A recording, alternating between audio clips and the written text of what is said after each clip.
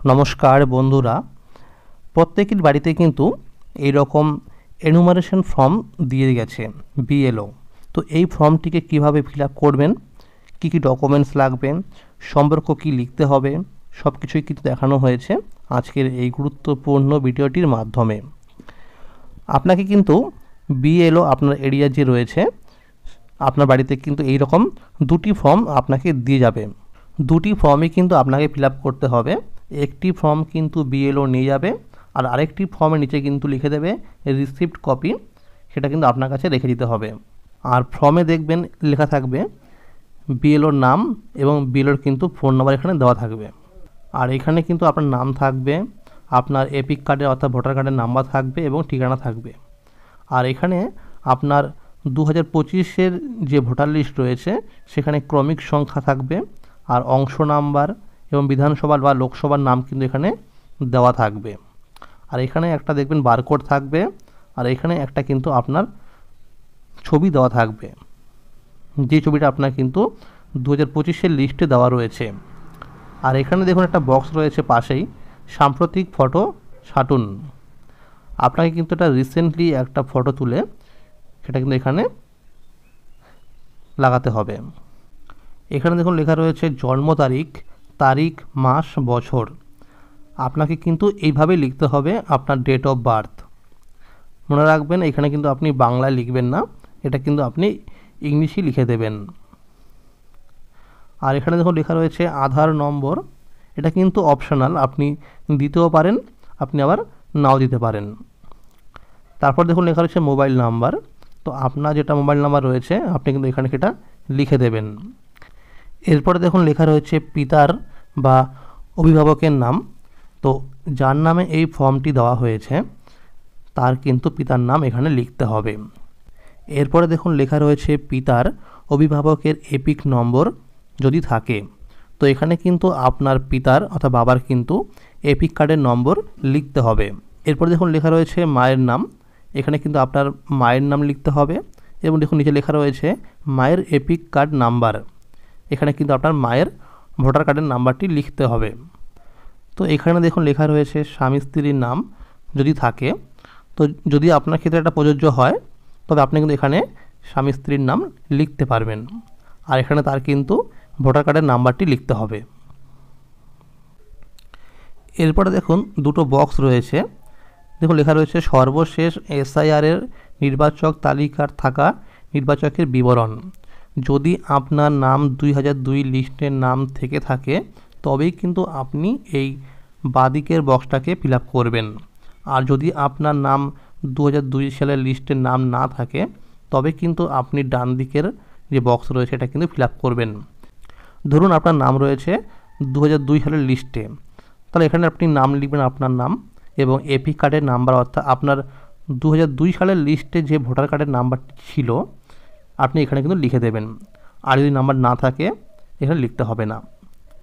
আপনি মনে রাখবেন আপনি যখন এখানে লিখবেন 2002 সালে যেরকম লেখা ছিল বাংলাতে আপনি এখানে কিন্তু বাংলায় লিখবেন এবং তার পাশে কিন্তু ইংলিশেও লিখে দেবেন, কারণ বিএলও যখন এই ফর্মগুলোকে ফিল আপ করবে তার অ্যাপসের মাধ্যমে সেখানে কিন্তু ইংলিশই লিখতে হবে, এই কারণে কিন্তু বাংলার পাশাপাশি ইংলিশে লিখে দেবেন।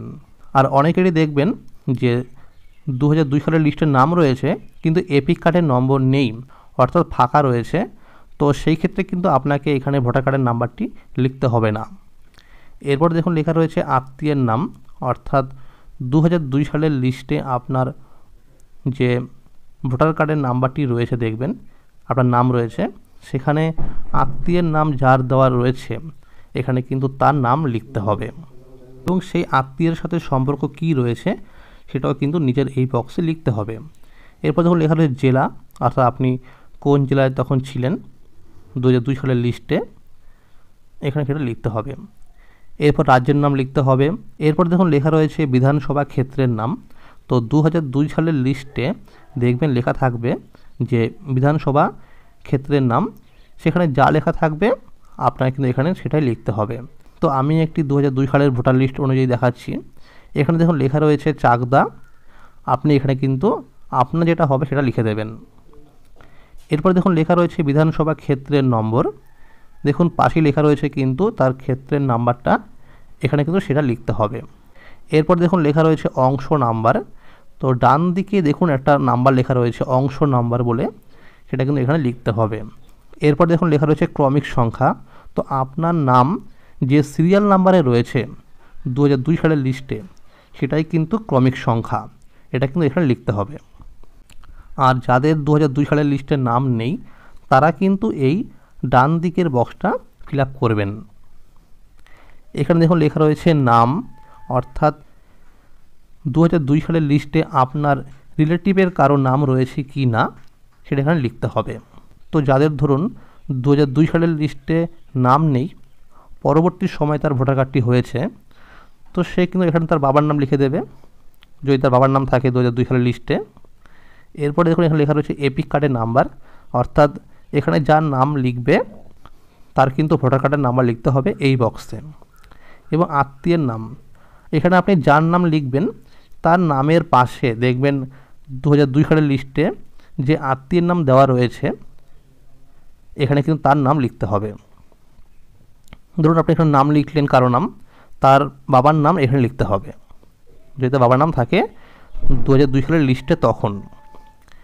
এরপর যখন লেখা রয়েছে সম্পর্ক, আপনি এইখানে যার নাম লিখবেন আর এইখানে যার নাম লিখবেন এই দুজনের যা সম্পর্ক আপনাকে লিখতে হবে এই বক্সে।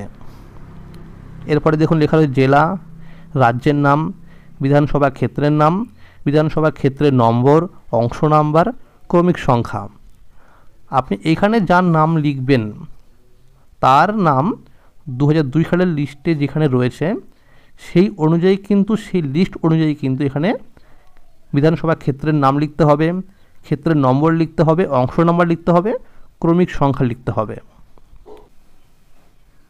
ফর্মটিকে ফিল আপ করার পরে আপনি কিন্তু এইখানে একটা সিগনেচার করে দেবেন। আর ফর্মটিকে যখন বিএলও রিসিভ করবে তখন কিন্তু দুটি ফর্মের মধ্যে কিন্তু সিগনেচার করবে। এখানে দেখবেন জায়গা রয়েছে সিগনেচার করার, এখানে কিন্তু সিগনেচার বা সই করে কিন্তু একটা আপনাকে দিয়ে দেবে, একটা কিন্তু বিএলও নিয়ে যাবে। এই ফর্মগুলোকে নেওয়ার পরে বিএলওরা কিন্তু তার অ্যাপসের মাধ্যমে আপনার যে ফর্মটা ফিল আপ করেছেন আপনি এই ফর্মটাকে কিন্তু তারা আবার অ্যাপসের মাধ্যমে ফিল আপ করবে।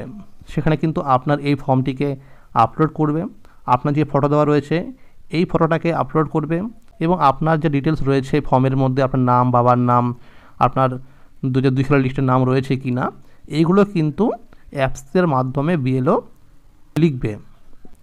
তাই আপনারা কিন্তু অবশ্যই ফর্মটিকে সঠিকভাবে পূরণ করবেন। আর এই ফর্মের সাথে কিন্তু কোনো রকম ডকুমেন্টস লাগছে না। তাহলে আজকের এই ছিল আপডেট। যদি এই ভিডিওটি আপনার প্রয়োজনে আসে অবশ্যই একটি লাইক করবেন এবং সকলের কাছে শেয়ার করে দেবেন। ভালো থাকবেন, সুস্থ থাকবেন, ধন্যবাদ।